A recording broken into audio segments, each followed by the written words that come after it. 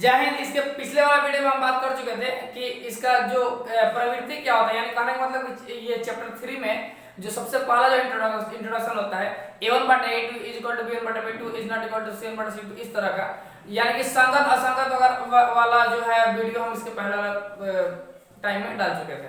आज हम बात करने वाले हैं इसको सॉल्व कैसे करते हैं, गौर फरमाइएगा। यानी इक्वेशन तो बन गए, अब इक्वेशन को सॉल्व कैसे करना है और सॉल्व करने के कितने प्रोसेस होते हैं उसको हम एक एक करके देखेंगे। तो सबसे पहले हम बात करते हैं विलोपन विधि, जिसको लुप्तीकरण विधि भी कहते हैं। लुप्तीकरण विधि क्यों क्यों कहते हैं? क्योंकि इसको क्या करते हैं, किसी एक चर को विलुप्त करना पड़ता है, यानी कि लुप्त करना यानी कि गायब करना पड़ता है। समझ में गया? इंग्लिश में इसको एलिमिनेशन मेथड कहते हैं। गौर फरमाइएगा। यहाँ पर देखिए, पहले इसका फंडा समझिए, लॉजिक समझिए। अगर ये नहीं कि जैसे कि मान के चलिए कि 2x है प्लस यहाँ पर 18y इक्वल टू 3 और यहाँ पर है 5x plus 12y equal to 240, तो इसमें बहुत लोग क्या करते हैं, बहुत ज्यादा उलझन में रहते हैं कि इक्वेशन जो फर्स्ट है ना, इसमें लोग कहता है कि आराम से यहाँ पर 12 है ना, इसमें 12 से गुणा कर दो, 18 है तो इसमें 18 से गुणा कर दो। ऐसा नहीं करना है। देखिए 18 में 12 से गुणा करेंगे तो बहुत बड़ा नंबर हो जाएगा, फिर इसमें 12 से गुणा करेंगे तो और बड़ा हो जाएगा, तो गुणा करने में बहुत ज्यादा दिक्कत होगा। तो इस सबसे बचने के सबसे जो अच्छा जो वे है, मार्ग है, आइए उस पर हम लेकर चलते हैं। तो गौर फरमाइएगा। तो चलिए एक एक करके हम समझते हैं। सबसे पहले हम बात करेंगे विलोपन विधि का। देखिए सबसे पहले हम ये बता दें आपको कि इसका यूज क्यों होता है, यानी कि लाइफ में इसका यूज क्यों होता है। गौर फरमाइएगा। देखिए जैसे कि मान के चलिए आप और आपके मित्र दो आदमी मार्केट चले गए, ठीक है। कोई ले लिया 3 किलो आलू और 2 किलो प्याज ले लिया, ठीक है, और उसको मान के चलिए 90 रुपए देना पड़ा। उसका दूसरा जो मित्र है ये 2 किलो आलू और 6 किलो प्याज ले लिया और इसको देना पड़ा 120 रुपया। तो हम तो आलू और प्याज का मात्रा सिर्फ जानते हैं, पैसा तो पूछे ही नहीं। गलती से सब्जी वाला से हम पैसा पूछे ही नहीं कि कितना रुपए किलो आलू, कितना रुपए किलो प्याज, और गलती से लेकर घर आ गए और आपके अचानक आपके पापा पूछे कि कितना रुपए किलो प्याज था, कितना रुपए किलो आलू, तो वहां पे आप कंफ्यूज हो जाएंगे, भाई कैसे निकाला। समझ गया? बहुत बड़ा झोल झाल है। तो इसी झोल से बचने के लिए ये चैप्टर को बनाया गया। समझ में गया? जैसे देखिए 3 किलो आलू 2 किलो प्याज, अगर इस इक्वेशन को हम सॉल्व करेंगे तो ऑटोमेटिक निकल जाएगा 1 किलो आलू का और 1 किलो प्याज का, तो आप आसानी से बता सकते हैं। तो देखिए मैथ्स पढ़ने का कितना बड़ा फायदा है आपको। देखिए यही जो होता है, लड़का सब जो इसका जवाब नहीं दे पाता है तो गार्जियन क्या बोलते हैं, यही पढ़ रहे हो, क्या करने जाता है तुम स्कूल में। समझ गया? तो देखिए अब लड़का सब सोचता है कि भाई इसमें पढ़ाई का क्या मतलब है, ये तो सब्जी खरीदने वाला बात है। पढ़ाई का मतलब है यहाँ पे एलिमिनेशन मेथड। समझ में गया? तो इसीलिए इसका आप यूज कीजिए, दैनिक जीवन में इसका यूज कीजिए, आपके लिए काफी ज्यादा बेहतर होगा।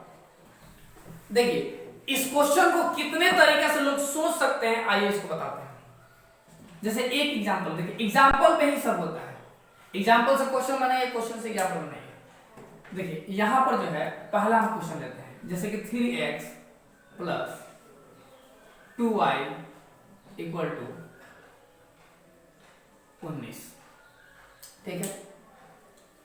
अब यहां पर लिखिए 2x plus y equal to, यहां पर है 3x plus 2y equal to 19, यहां पर हो रहा है 12। मान के चलिए एक हम इक्वेशन ले ली। अब बात आती है, तो इक्वेशन फर्स्ट और सेकंड हुआ। अब इसमें बहुत ही आसान है, या तो इसको बराबर कर लीजिए या तो इसको बराबर कर लीजिए। बराबर क्यों करते हैं? ताकि कटा सके, जब कट जाएगा तो एक का मान निकल जाएगा, दूसरा ऑटोमेटिक निकल जाएगा। तो देखिए यहां पर सिर्फ देखिए इसको बराबर करना आसान है कि इसको बराबर करना, इसी को बराबर करना आसान। क्यों? क्योंकि यहाँ पर 2 है और यहाँ पर 1 है, इसमें सिर्फ 2 से गुणा कर देंगे तो इसके बराबर हो जाएगा। यानी यहाँ पर हम लॉजिक लगाएंगे समीकरण 1 में कुछ नहीं, और देखिए चिन्ह एक जैसे है, लेकिन हमको घटाना है तो अलग अलग रहेगा तो भी कटेगा जी। तो घटाने पर चिन्ह अलग अलग हो जाता है, इसीलिए यहाँ पर हम घटाएंगे। समीकरण 1 घटाओ 2। अब 2 में किसी गुणा करेंगे कि इसके बराबर हो जाए, तो यहाँ पर 2 है, सिर्फ इसमें 2 से गुणा हो जाए तो बराबर हो जाएगा। सिर्फ यहाँ पर 2 से गुणा, यानी समीकरण 2 में 2 से, यानी समीकरण 1 घटाओ 2 गुणे 2 से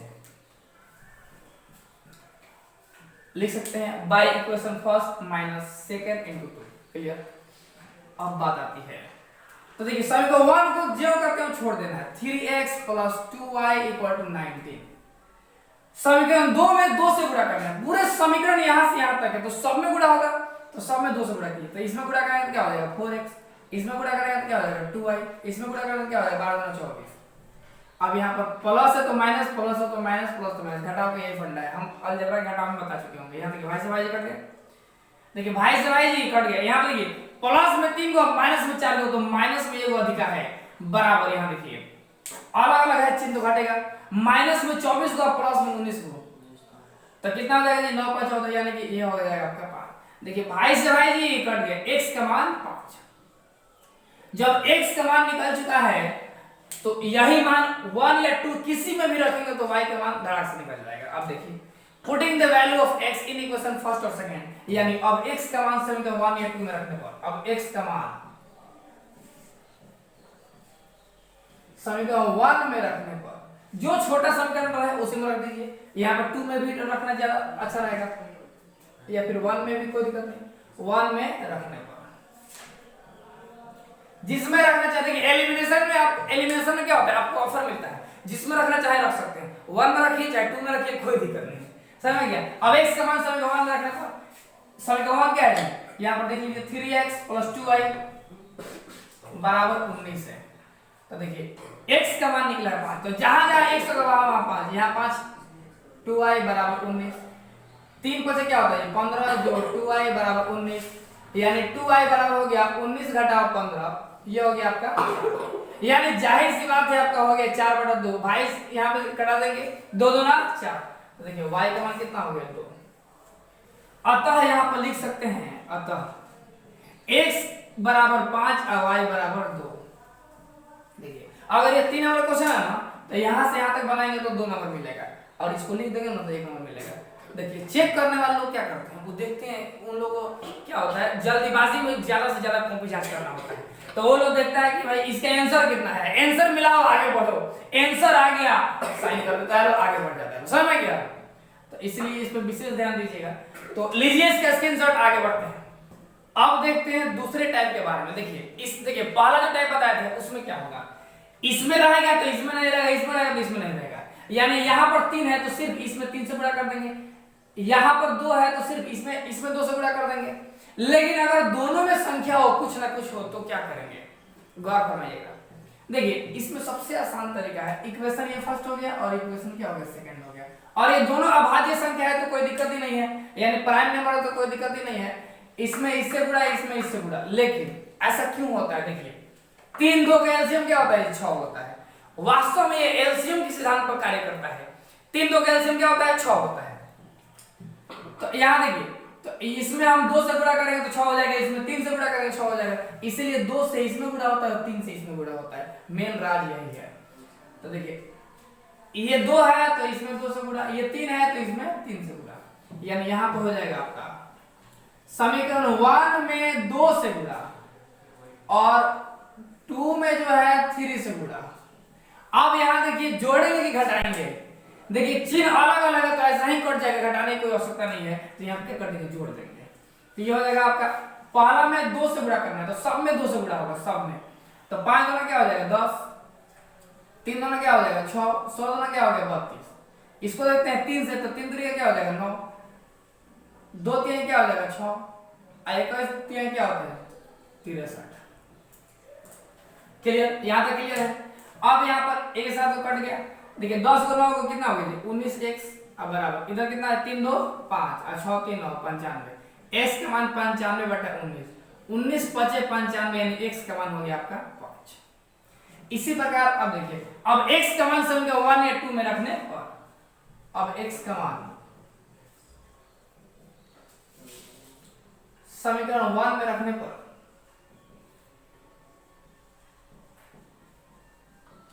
देखिए समीकरण 1 क्या है जी 5x - 3y = 16, x का मान क्या है 5 है, 3y = 16, 5 25 - 3y = 16, -3y = 16, ये प्लस गया उधर में क्या हो जाएगा माइनस, क्रॉस मल्टीपल्स आपको आना चाहिए, तो ये क्या हो गया 16 25 यानी कि -9, भाई से भाई ये कट गए, तो y बराबर 9/3, 3 का 9, y के मान कितना हो गया 3। अतः x बराबर 5, y बराबर 3। उम्मीद करते हैं आपको पूरा पूरा समझ में आया होगा। देखिए करना कुछ नहीं है, 3 2 का एलसीएम कितना हो जाए 6 होता है, तो 6 बना देना है। तो 3 में 2 से गुणा करने में 6, 2 में 3 से गुणा करने में 6। क्लियर, बाकी सब प्रोसेस आप लोगों को पता होगा। तो लीजिए इसके सेंसर आगे बढ़ते हैं। देखिए अब बात आती है, अगर क्वेश्चन ऐसा रहेगा तो क्या करेंगे। वो तो सिंपल वाला एक वो था कि एक में रह गए, मतलब एक विकलांग टाइप का था, एक में था, एक में नहीं था, समझ में गया, मतलब आधा आधा था।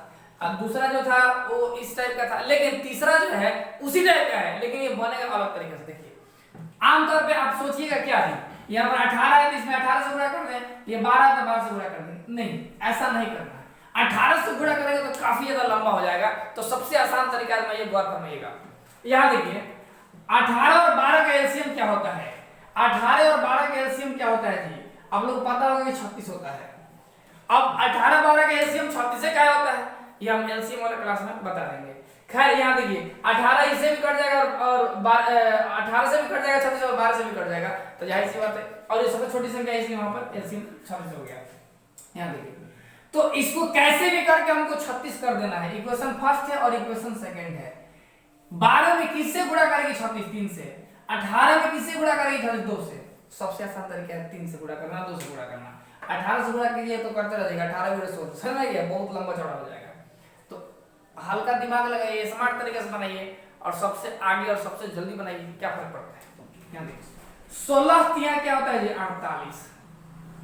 अब देखिए 12 तिहाई क्या होता है जी 36। अब 20 तिहाई 60। इसको देखते हैं, इसमें 2 से गुणा करना है। 3 दूना क्या होगा जी 6, 18 दूना क्या होगा जी 36 और 24 दूना क्या होगा जी 48। यहां देखिए तो ये हो गया। तो इसमें कर क्या रहे हैं, यानी कि समीकरण 1 में 3 से गुणा और चिन्ह अलग है तो जोड़ेंगे तो कट जाएगा, और 2 में किससे जी 2 से गुणा कर रहे हैं, तो ये आ गया। जोड़ने पे चिन्ह नहीं बदलता है, भाई से भाई जी कट गया। 18 6 कितना था 814, यानी कि 54 हो जाएगा। और यहाँ पर देखिए 8 हो गया और 6 4 10, 108। 108 गुणा में इससे भाग में आ जाएगा, 54 दूना 108। x का मान हो गया आपका 2। अब बात आती है, अब x का मान समीकरण 1 में रखने पर या 2 में रखने पर, किसी में भी रख सकते हैं, कोई फर्क नहीं पड़ता है। यहाँ पर देखिए अब x का मान समीकरण 2 में रखने पर, मान के चलिए बहुत देर से 1 में रख रहे थे, बहुत लोग सोचे खाली 1 में रखेंगे क्या ना, 2 में रख सकते हैं। आइए वो रख के दिखा देते हैं। अब x का मान समीकरण 2 में रखने पर, समीकरण 2 यहाँ पर है 3x + 18y = 24। 3x, x का मान है 2, यहाँ पर 2 रख देंगे। 18y = 24। 3 दूना क्या हो गया 6, 18y = यहाँ पे 24। 18y = 24 से घटाओ 6, 14 में से 6 गया 8, यानी हो जाएगा 18। यानी y का मान हो गया 18/18। भाई से भाई जी कट गए, 1 हो गया। अतः x का मान 2 और y का मान 1। तो उम्मीद करते हैं आपको पूरा पूरा समझ में आया होगा। तो लीजिए इसका स्क्रीनशॉट। यही तक अपने क्लास को खलास करते हैं, भाई देंगे अगले वीडियो में। धन्यवाद, जय हिंद। अगले वीडियो में हम जानेंगे इसके अगले मेथड के बारे में।